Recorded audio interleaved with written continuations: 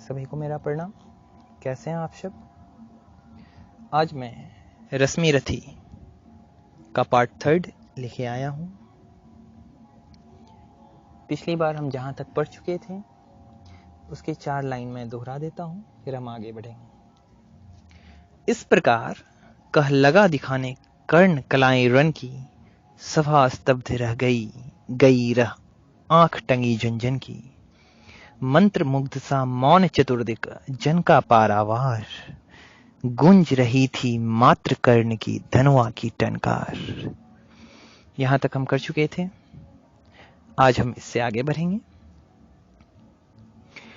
फिरा कर्ण त्यों साधु साधु कह उठे सकल नर नारी,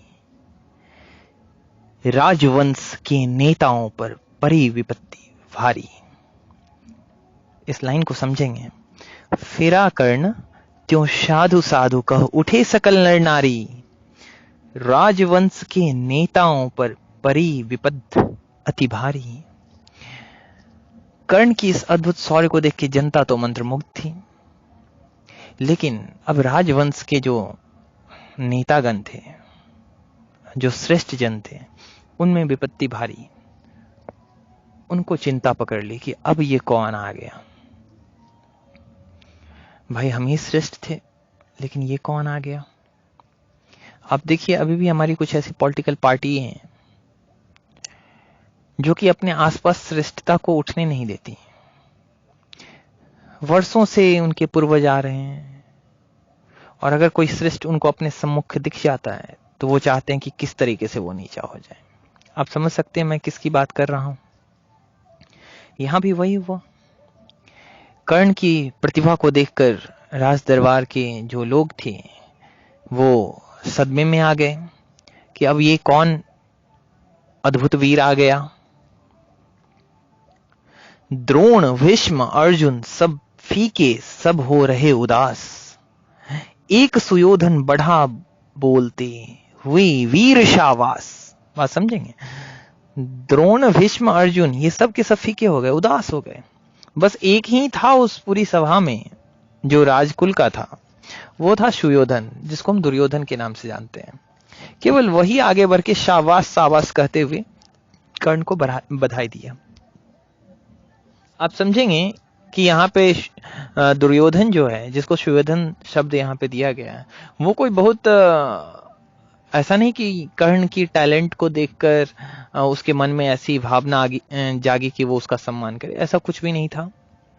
दुर्योधन हमेशा से पांडवों से ईर्ष्या करता था, और वो हमेशा उनको युद्ध में परास्त करने की योजनाएं बनाता था।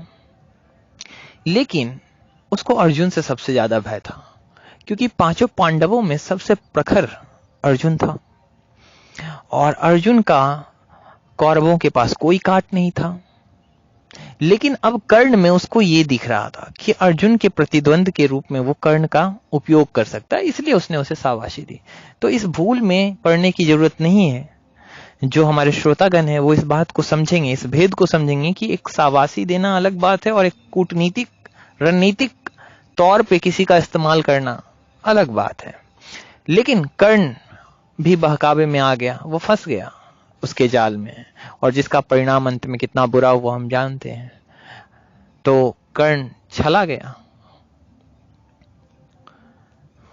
आगे द्वंद्व युद्ध के लिए पार्थ को फिर उसने ललकारा। किसने? कर्ण ने। अर्जुन को चुप ही रहने का गुरु ने किया इशारा, कृपाचार्य ने कहा सुनो हे वीर युवक अनजान, भरत वंश अवतंस पांडु की अर्जुन है संतान। इस बात को फिर से समझेंगे। यहां पे एक प्रश्न उठाया गया है राजवंश के पंडित द्वारा। कृपाचार्य पांडवों के शिक्षक थे। जैसे आप लोग अगर स्कूल में जाते हैं तो स्कूल में प्राइमरी के टीचर्स अलग, सेकेंडरी के अलग, सीनियर सेकेंडरी के अलग, फिर आप जब ग्रेजुएट होते हैं या पोस्ट ग्रेजुएट में जाते हैं, कॉलेज में जाते हैं, वहां टीचर अलग, सबकी रैंकिंग है, पीजीटी टीचर, टीजीटी। तो उसी तरीके से कृपाचार्य आप समझ लीजिए कि उनके नर्सरी क्लास के टीचर थे, और द्रोणाचार्य उनके आगे के यानी सीनियर क्लास के टीचर थे। तो कृपाचार्य ने क्या कहा इस बात पे ध्यान देंगे। कृपाचार्य ने कहा, सुनो हे वीर युवक अनजान। क्यों कहा? क्योंकि द्वंद्व युद्ध के लिए कर्ण अर्जुन को ललकार रहा है और गुरुजन उसको चुप रहने का इशारा दे रहे हैं अर्जुन को कि मत युद्ध में कूदो, क्योंकि जो गुरु हैं उनको लग रहा है कि जो सामने वाला है वो कोई कला दिखलाने नहीं आया, वो तो बहुत रोष में है और पता नहीं क्या कर बैठे, कौन सा ऐसा बाण चला दे और कहीं अर्जुन को कुछ हो जाए तो बहुत अनर्थ हो जाएगा। इसलिए वो उसको समझा रहे हैं कि रुक जाओ, पहले हम ये जान लें कि ये है कौन। तो कृपाचार्य ने कहा, सुनो हे वीर युवक अनजान, ए अनजान युवक सुनो, भरत वंश अवतंश पांडु की अर्जुन है संतान। अर्जुन किसका संतान है? भरत वंश का है, पांडु का पुत्र है, क्षत्रिय है, यह राजपुत्र है, यूं ही नहीं लड़ेगा। ये कोई साधारण आदमी नहीं है, क्षत्रिय है, राजा का पुत्र है, राजपुत्र है, ये ऐसे ही नहीं लड़ेगा। जिस तिस्से हाथापाई में कैसे कूद पड़ेगा। फिर से इस पंक्ति को समझेंगे। क्षत्रिय है, यह राजपुत्र है, यूं ही नहीं लड़ेगा, जिस तिस्से हाथापाई में कैसे कूद पड़ेगा। अर्जुन से लड़ना हो तो मत गहो सभा में मौन, नाम धाम कुछ कहो बताओ कि तुम जाति हो कौन। अगर अर्जुन से लड़ना चाहते हो तो ये बताओ कि तुम्हारा नाम क्या है, तुम्हारा कुल क्या है, तुम्हारा गोत्र क्या है, क्या तुम उस लायक हो भी या नहीं। जैसे आप जाते हैं किसी स्कूल में एडमिशन लेने, तो आपसे एक टेस्ट लिया जाता है कि आप उस स्कूल के लायक हैं या नहीं, या आप किसी जॉब के लिए टेस्ट देते हैं ना। ठीक वैसे ही यहां अर्जुन से युद्ध करने के लिए भी योद्धाओं को टेस्ट देनी पड़ती, क्या उस लायक है वो कि अर्जुन उसके साथ लड़े। और यहां पे क्या चीज टेस्ट चल रहा था? यहां पे जाति ही टेस्ट थी कि अगर उच्च जाति का हो, राजपुत्र हो तो लड़ सकता है, अदरवाइज कितना भी प्रतिभाशाली हो नहीं लड़ सकता। अब कर्ण की बारी।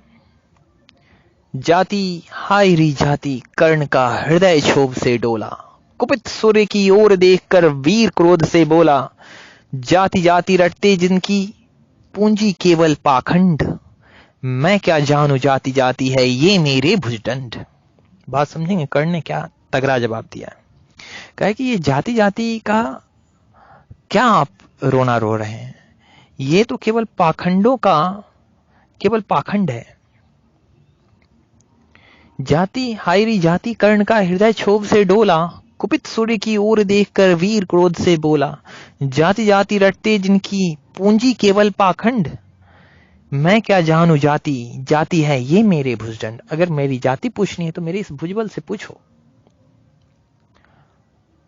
ऊपर सिर कर कनक छत्र, भीतर काले के काले, शर्माते हैं नहीं जगत में जाति पूछने वाले।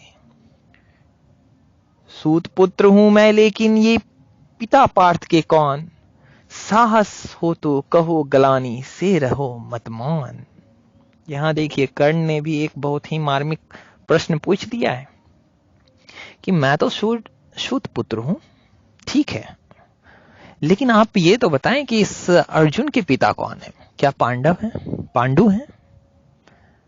आपको श्रोतागण मैं बता दूं यहां पे कि अर्जुन या ये जितने भी पांचों पांडव हैं जिनके पिता पांडु थे,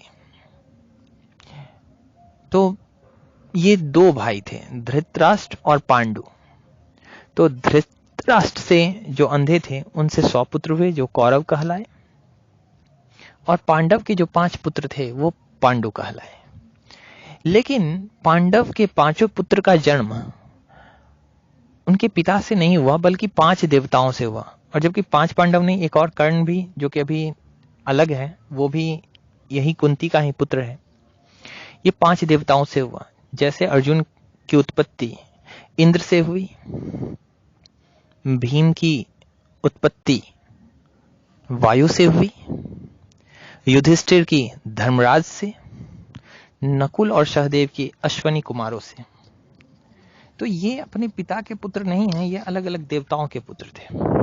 तो वही कर्ण ने यहां सवाल उठाया कि क्या ये अपने पिता पांडु के पुत्र हैं या किसी और के पुत्र हैं। तो ये सवाल उसने बहुत ही मार्मिक यहां पूछ दिया है।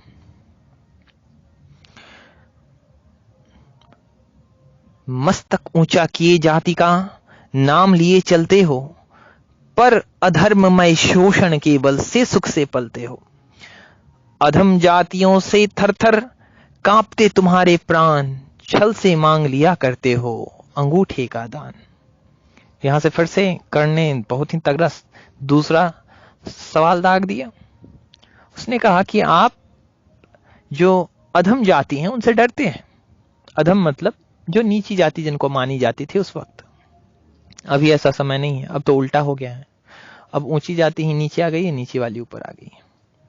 तो उस वक्त के लिए जो जाति को नीचे माना जाता था उसकी बात कही जा रही है कि आप इनसे डरते हैं, तभी तो आप अंगूठा मांग लिया करते हैं। आपको ये कहानी मैं बता दूं श्रोतागण कि द्रोणाचार्य का एक शिष्य था जो कि कभी उनका शिष्य नहीं रहा, लेकिन उनकी मूर्ति को सन्मुख रखकर वो अभ्यास किया करता था। आपको अब उसका नाम भी याद आ गया होगा। वो एकलव्य था, जिसको द्रोणाचार्य ने शिक्षा नहीं दी क्योंकि वो राजपुत्र नहीं था, वो निम्न जाति से था, लेकिन उसमें सीखने की ललक थी। उसने द्रोणाचार्य को अपना गुरु मान लिया था, तो उनकी मूर्ति की प्रतिमा बना के ही प्रैक्टिस में लग गया। सोचिए, जो भी स्टूडेंट यहां सुन रहे हैं वो सीखें कि कोई बताने वाला नहीं। और तब उस एकलव्य ने जो धनुर्विद्या का कौशल दिखलाया था वो अद्भुत था। कोई सिखाने वाला नहीं, गुरु की प्रतिमा। क्या श्रद्धा थी उसकी गुरु पे। और तब जब एक बार घूमते घूमते जब एक कुत्ता आ गया और भौंकने लगा, जो गुरुकुल का ही रहा होगा, तो अपने अभ्यास में बाधा पहुंचते देख उस एकलव्य ने उस कुत्ते के मुंह में इतने बाण मारे कि कुत्ता का पूरा मुंह भर गया। लेकिन खास बात यह थी कि उस बाण से कुत्ते के मुंह में कहीं भी घाव नहीं हुआ और कुत्ते का मुंह भर गया पूरे बाणों से और वो भौंकना बंद कर दिया। और वो कुत्ता चला गया पांडवों या गुरुदेव के पास। उन्होंने जब देखा तो इस कुशलता पर द्रोणाचार्य को बड़ा ही आश्चर्य हुआ कि ऐसा धनुर्धर कौन है जिसने कुत्ते के मुख में बाण तो मारा लेकिन कुत्ते को आघात तक नहीं आने दिया। खोजते खोजते उन्हें एकलव्य मिला। एकलव्य ने द्रोणाचार्य को देखते ही प्रणाम किया और द्रोणाचार्य ने देखा कि उनकी मूर्ति लगी हुई है और ये प्रैक्टिस कर रहा है।